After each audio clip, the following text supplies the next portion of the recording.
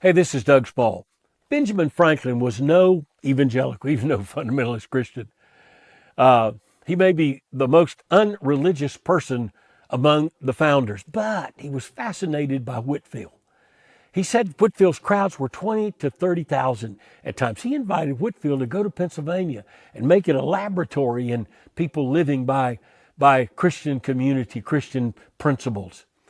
Franklin said, and you may have heard this quote, "The longer I live, the more convincing proofs I see of this truth, that God," Benjamin Franklin, "God governs the affairs of men. And if a sparrow cannot fall to the ground without his notice, it is probable that an empire cannot rise without his aid."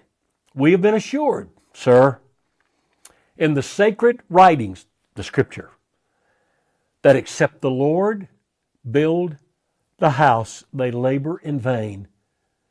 Who built it? Benjamin Franklin. Leaving the Constitutional Convention, the Secretary of Washington asked him, "What kind of government have you given us?" Franklin quipped back, "A republic, if you can keep it." You see, republics don't last very long.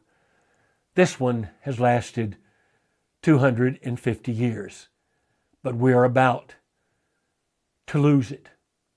We're about to lose it because we have not paid attention to the observations of a rather irreligious man called Ben Franklin.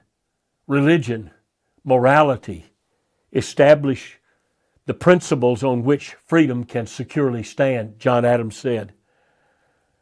God governs the affairs of men, Benjamin Franklin said. A nation, an empire cannot rise without God's notice. The Lord must build the house, Franklin admonished us.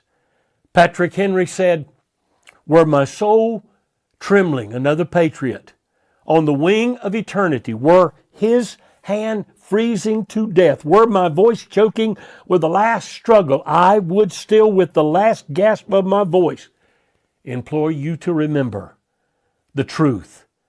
God," Patrick Henry said, "has given America to be free, but it cannot be free with an impetuous kind of individualistic morality. It cannot continue to be free with the ruthless morals that take the life of children, unborn children. We must see a spiritual awakening that resets the moral compass of the nation, and that's one person at a time. We need 35 million people to be saved, but we can't start with that large a number. We have to start with 1 million. Would you join me in the Million Soul Campaign? I want to see 1 million people saved in this 250th anniversary of the nation. 1 million people saved from Passover to Pentecost. You don't have to wait that long. You can start the process right now. 1 million people, each of us reaching another person. 1 million people saved, resetting the moral thermostat of our nation.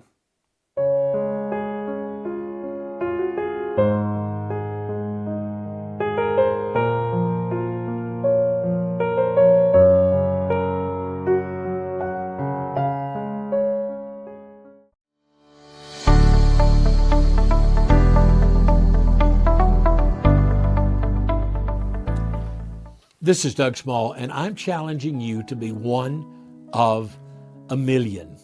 We need a tithe. We need 35 million people to come to Jesus Christ in this nation. But that's too big a domino for us to push over. But 1 million, that's doable. That's 1/35 of the goal. It's the first domino, and it will be a big domino. Here's why. Right now we're seeing about 500,000 people, a little less than that, come to Christ every year for the course of the entire year. To see twice that many saved in 50 days would rattle the nation. We're doing this, we're scaling this. We can't do 35 million, not in the first push of our dominoes, but we could do 1 million, a 35th, 1/35th of that. North Carolina's got 10 million people. If we looked at the tithe, it would be 1 million. That's too many. So we want to do a 35th of that.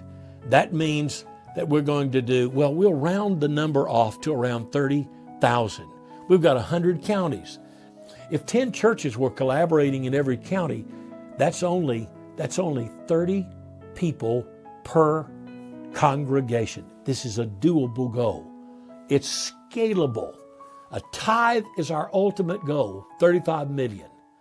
1 million is our immediate goal. What's your goal? Well, it's one. What's the goal of your city, your county? Do the math. Challenge others to join you. I need people to champion this. Personally, I need congregational champions. I need county, city champions. And we need people operating at the state level, mobilizing others. Nothing will change the nation more. Nothing will change the nation more than a significant number of people coming to Jesus Christ. Would you be one of 1 million?